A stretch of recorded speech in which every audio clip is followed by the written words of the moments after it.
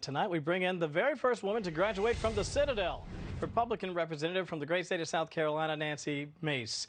Great to have you with us. It's a real honor to have you in studio. Sometimes we get to see you sort of disembodied. You're over in one of the little pods, so great to have you on set with us. There's so much there. I want to begin, though, by asking you your reaction to the President of the United States sort of laughing off this idea that maybe, just maybe, the fist bump was simply inappropriate, too personal, in fact, from a visual perspective. Your thoughts? Yes, certainly. Everywhere Joe Biden goes in our country and around the world, he has completely embarrassed the United States of America. And this is just another faux pas, another example. And when he was called out for it by our press who was traveling with him, he just laughed it off, like Kamala Harris laughs off the crisis at the border. This is not a joke. This is the Crown Prince who ordered a journalist to be chopped into pieces. And this is the way that he's acting on the world stage. People are not going to take our country seriously.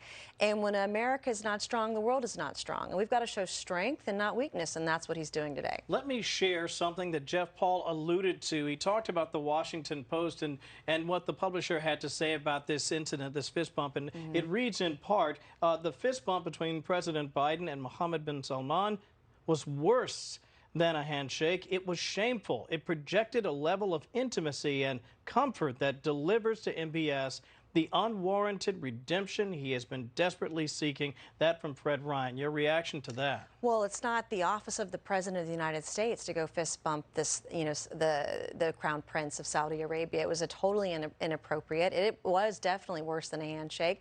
And he certainly doesn't like being called out by U.S. press, particularly press on the left from the Washington Post and others. But it goes to show how horrible this looks to everybody around the world. And we cannot, take this for granted and just let this guy off the hook, which is what we're doing. We're going and groveling at his feet. And why? We have enough oil and gas here in the United States. So why is he doing this and embarrassing everybody in our country? By the way, the White House did release a fact sheet. In it, they said the president did speak to the Crown Prince about the murder of Jamal Khashoggi. He said he was not responsible for it, and the president more or less took his word for it. I want to drill down, though, if you'll pardon the pun, on your idea of creating more energy here at home. This very idea, Representative, of going over to Saudi Arabia and more or less asking them to produce more oil. When we have domestic oil supplies here that we could probably get to just as easy, if not easier, cleaner. What do you make of what the president decided to do with that? Well, he should be here. In fact, I, along with other Republicans, met with oil executives yesterday to try to understand the challenges that they're having, from worker shortages to production issues, supply chain issues. Under the previous administration and previous to COVID, we were net exporters of oil and gas. Well, now under the Biden administration, we're now net importers, and understanding the challenges. But they have the opportunity to do it here. We have enough oil and gas. Take, for instance, in New York, the state of New York has enough liquid natural gas to power all of Europe for the next 150 years. And we have the ability to get it cleanly across the country, not hurting the environment. And in the meantime, until we're all driving Teslas and electric cars, we have the ability to increase production here at home. And we should be doing that. We should be focusing on jobs and domestic production here and increasing it. And I've heard Republicans say, listen, it's not that we don't want to develop new green energy. It's this idea we can walk, talk, and chew gum at the same time, and maybe develop it in a way that by the time it's available for more Americans, it's more affordable, because not everybody can walk out there and buy a $75,000 Tesla. I did want to share this very quickly. This is from the Washington Times. Jeff Murdoch today saying Biden says no immediate deal on oil with Saudi Arabia. And he said this: it was a stunning concession for Mr. Biden, who handed Saudi Arabia a diplomatic win with the meeting without getting his main goal for the trip in return. Now, that's since been amended. We do know that they're saying that they're going to increase by 50% production in July and in August. Is this a win for the American people in your view?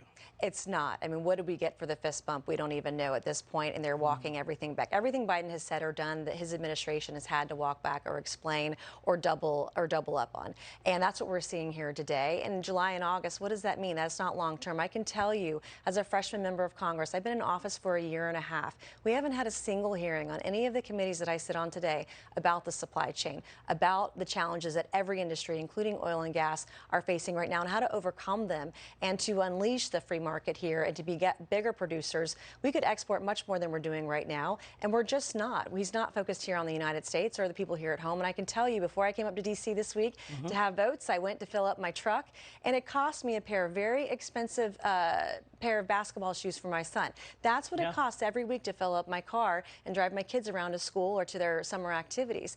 And the average American cannot continue to afford those kinds of prices. Well, you and I are in the same boat. I used to fill my car for $50, and now it's like $117. Yeah, it's really getting crazy. Representative Nancy Mace, always a pleasure. Thank you for joining us. Looking forward to having you back here in the studio with us.